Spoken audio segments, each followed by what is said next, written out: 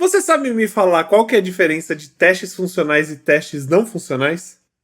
Então, se você ainda tem dúvidas, ou se você precisa entender quais tipos de testes são funcionais e quais tipos de testes não são funcionais, fica aqui comigo, porque eu vou falar tudo sobre isso nesse vídeo. E galera, deixa eu te falar, se você tá aí e ainda não se inscreveu, por favor, já se inscreve, segue aluno que a gente tá trazendo vídeos sobre tecnologia e QA todos os dias, tá certo? Eu sou o Manny, eu sou QA Engineer há mais de 8 anos e bora pro vídeo!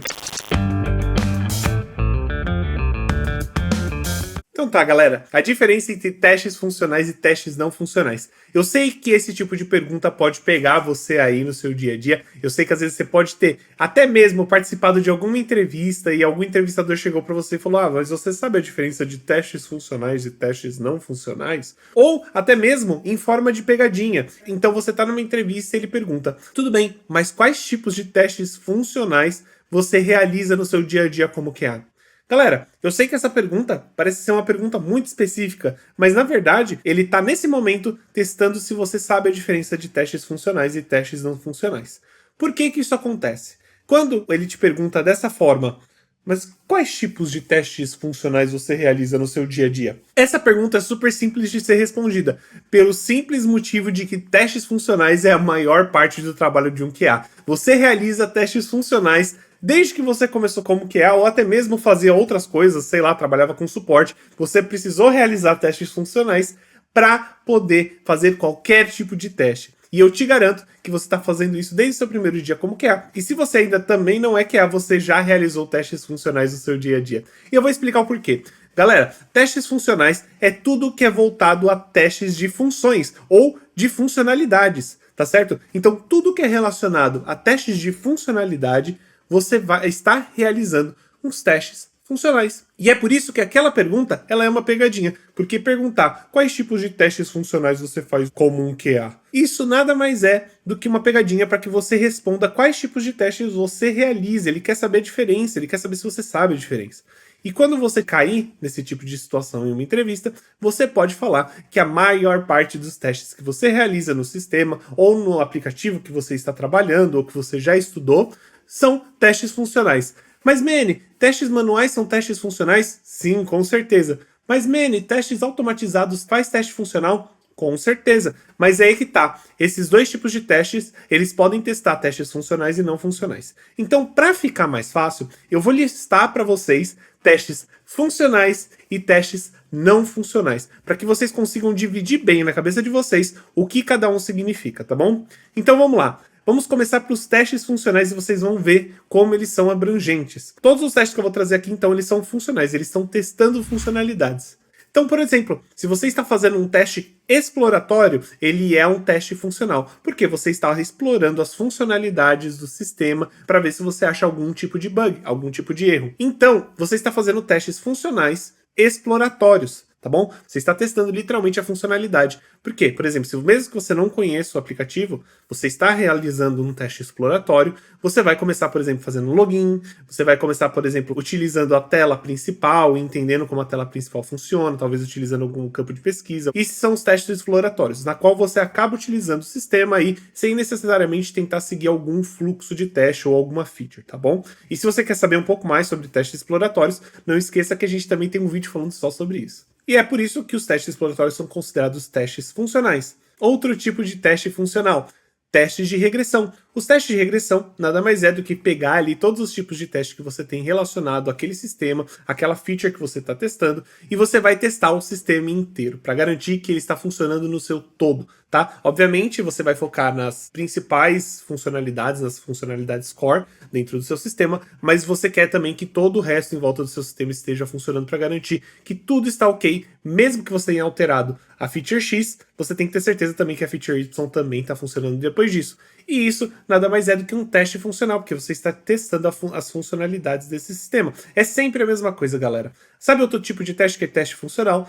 Testes de unidade. Por exemplo, os desenvolvedores eles fazem testes unitários, testando as funções que eles têm dentro ali do sistema, é exatamente isso, também é um teste funcional. É um teste muito mais granular, né? Um teste muito mais focado ali no código, e não é necessariamente uma funcionalidade do sistema, né? Não é uma funcionalidade completa, porém ele está testando as funções do sistema ali no seu core, o mais granular possível, né? Isso que um teste unitário serve, ele testa literalmente as funções, os métodos que os desenvolvedores criaram. Então, ter testes unitários também são testes funcionais, eles estão testando as funcionalidades do jeito mais micro possível ali que a gente tem de teste, tá bom? A gente também tem os visual testing, ou seja, a gente testar e verificar se o visual, se a parte visual do sistema está correta, se ela está do jeito que é esperado, as cores, os formatos, né? Tudo isso faz parte também de testes funcionais. Você está testando vendo se a funcionalidade está funcionando e da forma visualmente esperada, tá certo? Então também isso é teste funcional. Outro teste funcional seriam testes de acessibilidade. Exatamente. Sabe testes, por exemplo, para verificar se você consegue navegar pelo teclado quando você está utilizando o sistema, verificando se todas as imagens têm legendas, né? Tudo isso é teste de funcionalidade, para você garantir que a acessibilidade desse sistema está boa. E tudo isso tem a ver com as funcionalidades do sistema. Agora vamos falar um pouquinho mais sobre testes não funcionais. O que são testes não funcionais? Testes não funcionais, eles não vão testar ali a funcionalidade, literalmente. E quais testes sobraram, Manny, agora que você já falou um monte de teste funcional? Então, os testes funcionais eles vão estar mais focados testando o desempenho do sistema ou até mesmo a segurança. Então, por exemplo, eu vou citar aqui alguns tipos de teste que você tem.